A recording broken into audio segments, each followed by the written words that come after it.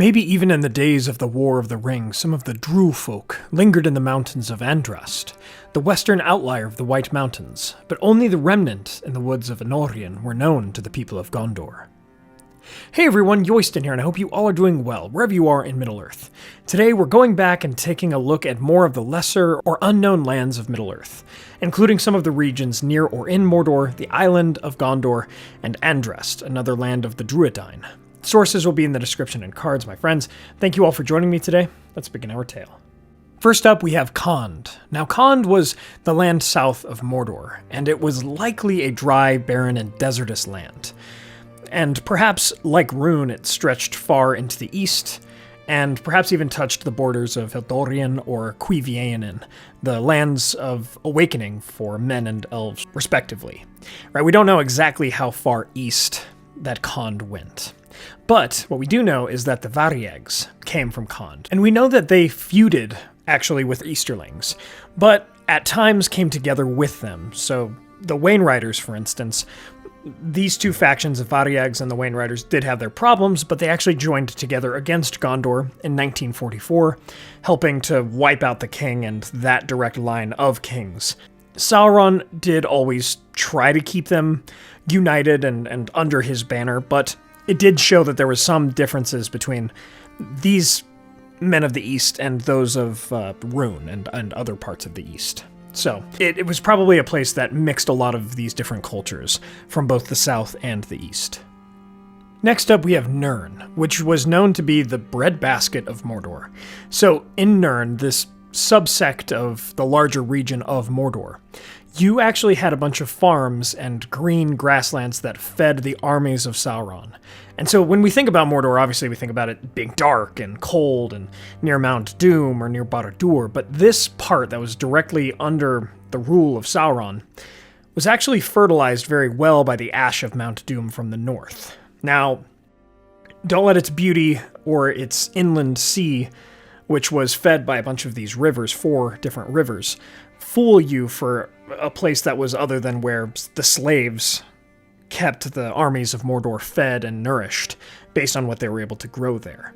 So this was definitely one of those, honestly, crimes against humanity that Sauron committed, and Nurn was full of these slaves that farmed and did all of this to keep his armies satiated. Eventually, it would be liberated by King Elessar after the War of the Ring, and Nurn is also an interesting place because this is where I have a theory concerning the Entwives. It may actually be where the Entwives may have ended up, at least the surviving ones. So, with this theory, we do know that the Entwives were much more in love with gardens and smaller growths in nature versus the deep forests of their Ent husbands. And so the Entwives might have gone to these younger, more fertile, nourished lands, and we do know that they went at least somewhat east, and there were these wonderful gardeners and farmers. If they were not all destroyed in the Brownlands, as it is possible, it could be that they were taken as slaves by Sauron, which could also mean that Aragorn ended up freeing whatever Entwives remained after all, if any did. I'm not sure, again, that's not canon, that's kind of my head canon when it comes to Nurn, but that is an interesting thing. It could be that some of the Entwives were kidnapped by Sauron, taken there to pretty much be his slaves, at least amongst these human slaves that he also had, in order to feed his armies. Now looking far to the west, at the edge of the Misty Mountains and the end of Gondor's coastline, we have Andrast, meaning Long Cape in Sindarin. This was a land of green, untamed forests and lands, and it was likely some of the last refuges of the Druidine, particularly those away from the rest of human civilization. Because again, as the quote at the beginning of this video said, some of the Druidine did live in old Anorian, north and northwest of Minas Tirith, and the Rohirrim obviously interacted with them in The Lord of the Rings, but these Druidine were likely still there and relatively unknown and undisturbed because the Númenóreans never really settled there, not compared to the rest of Gondor, but they did likely journey there and survey that land with some amount of forces. Druath Aiur also opposed Saruman's Uruk-hai that would break through Rohan's forces in or near that land, and so we do know that some good folk amongst the kindreds of men, the Druidine, likely took up many of their forest abodes here, especially in the later days of the world.